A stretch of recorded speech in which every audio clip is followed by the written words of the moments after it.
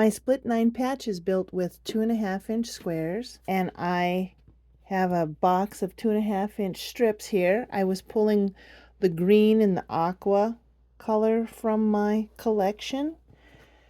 Use your favorite method to cut them into squares, and I needed some more neutral squares. I'm in the middle of cutting some of those here because I prepared some, but I'm out of my neutrals. So I had just piled up a bunch, and I fill in those spots, and then I need some half square triangles. Use your favorite method for that. I have a stockpile of parts and pieces here, and you might think some of these colors really are kind of wonky, don't really go together. I thought so too, but the more the better, and I'm getting rid of those ugly colors. And then I'll just stack these, take them to the machine and stitch. I laid out a 9 patch, except I used half square triangles in this position, and then it's a split 9 patch.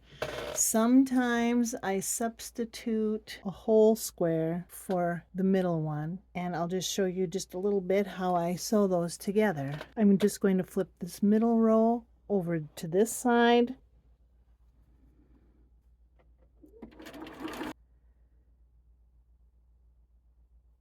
And then I will not cut the threads between these units as I sew. I just stacked several blocks on top of each other so I can just keep sewing. For a leader ender, I'll just stick another half square triangle through. So I'll always have something under my needle. I'll clip the joining thread here. I usually just quick finger press. Then I just grab the last row. I always think, don't be lazy and lift up that presser foot. You're not pushing that top unit away from the bottom unit. So I'm just keep grabbing. I don't cut the threads apart. My block is together and it looks good how I had it on the design board. And then I would keep sewing those, and then once I'm done, then I can just sew the rows together. Just pushing the seams together, making sure they nest, making sure the edge is aligned.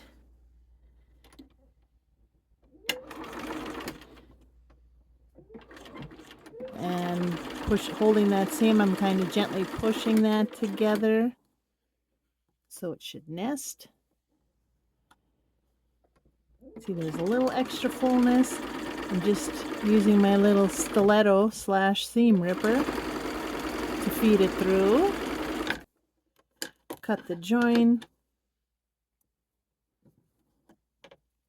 Then I can either finger press that so it stays out of the way, flip it, and sew my other row.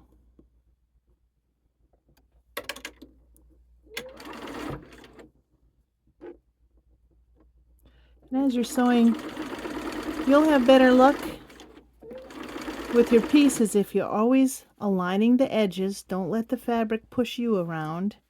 You tell the fabric where you want it to go.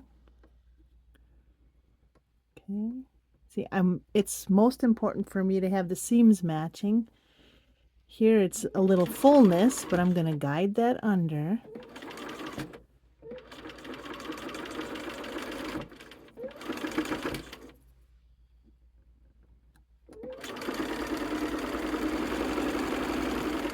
There you go. And now here's what I mean. I have to lift up the foot and I pull a thread out. So over the course of a quilt, I'll be pulling, that'll be waste for the next one. It kind of bothers me to waste. So I just keep sewing these little bits and pieces, these leaders and enders. And there's my block. I was inspired to make the layout from this quilt. Here's my version.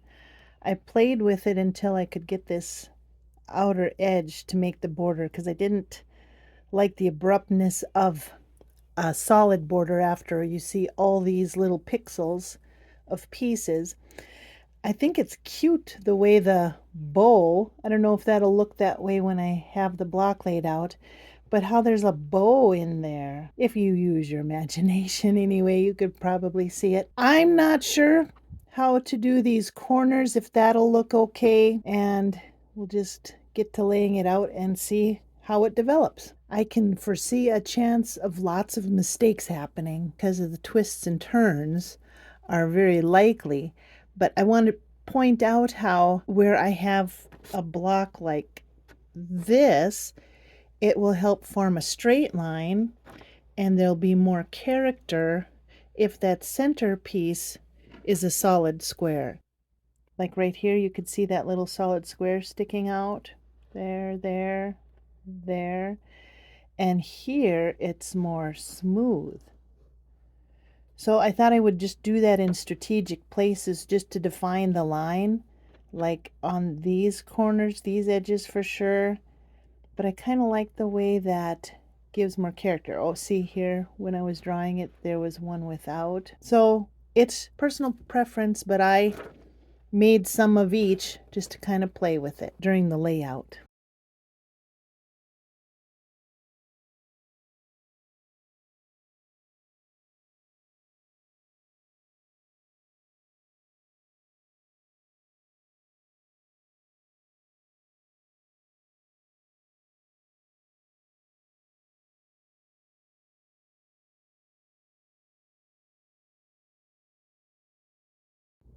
That's about as far as I'll get with this layout right now. I'm about to run out of floor. In the corners, I still have to work out the bows. If you look closely, like where my thumb is, I'm having a hard time trying to figure out how to make it look symmetrical. Up in this corner, I did something wrong. I kind of like, well, this one isn't quite right. This one might be the best, but it doesn't really continue the pattern very well, so I don't know if I'll be able to put that bow in. I kind of like it. Maybe just in the corners. That seems to work out okay. I see why quilt designers make square patterns, because it's just easier to make a symmetrical pattern. We'll see how this turns out. My time lapse was only 22 seconds, but it took me over a half hour to lay out, so it's kind of fun to watch that. Hope you enjoyed that. Good luck with your split 9 patch. There's lots of different layouts. We'll maybe talk about that another time.